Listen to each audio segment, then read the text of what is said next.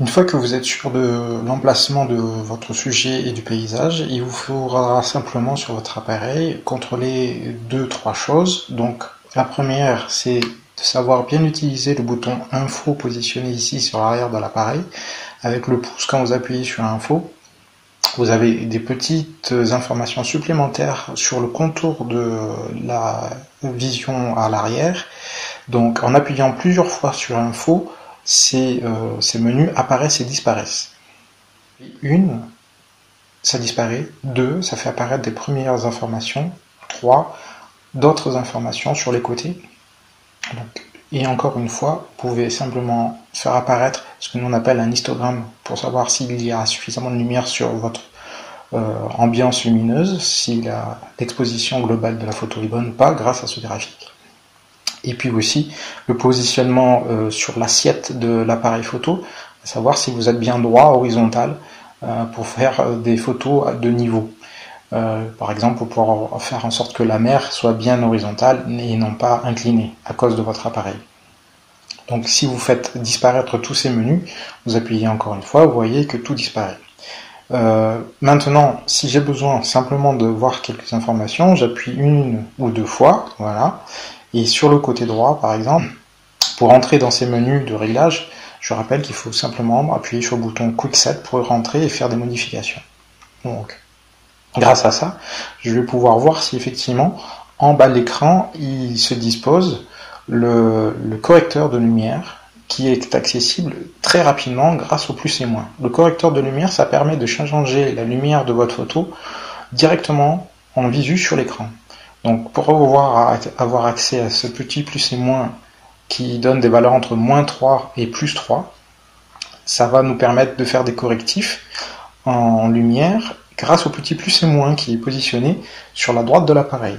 Donc ici le plus et moins, vous appuyez dessus et vous avez un témoin ici qui vous indique que vous pouvez utiliser le bouton de la molette horizontale ici pour faire moduler cette variable. Donc vous allez tourner tout simplement la molette d'un côté grâce à votre doigt ici et vous voyez que sur l'écran la lumière ne sera pas la même. Vous faites en fait des changements d'exposition de lumière. Donc, et ceci en un temps record.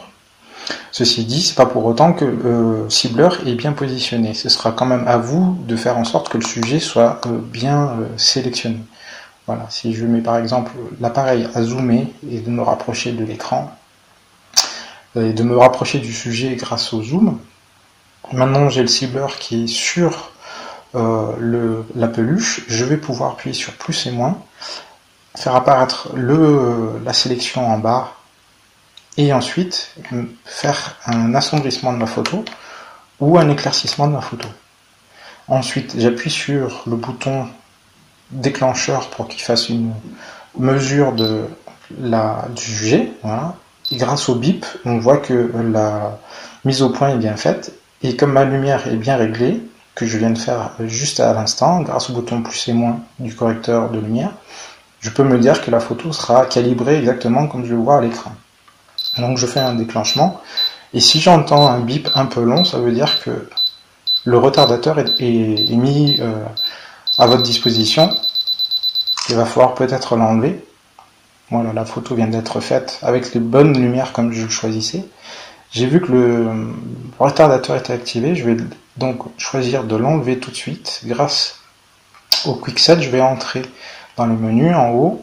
Je vais monter vers le haut jusqu'à arriver au mode d'acquisition et revenir à un mode de prise de vue normal à un seul shooting.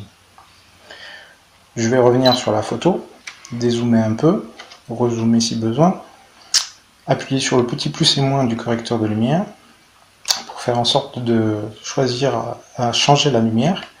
Et voici mes correctifs que j'établis en direct. J'ai plus qu'à faire la photo. Voilà. Je peux donc maintenant lire la photo et zoomer encore une fois grâce au zoom et vérifier que l'intensité lumineuse que j'avais réalisée me convient. Voilà le mode P, rien de compliqué en soi. On va voir le flash s'il est possible de le rajouter lorsqu'il y a des difficultés de lumière malgré tout.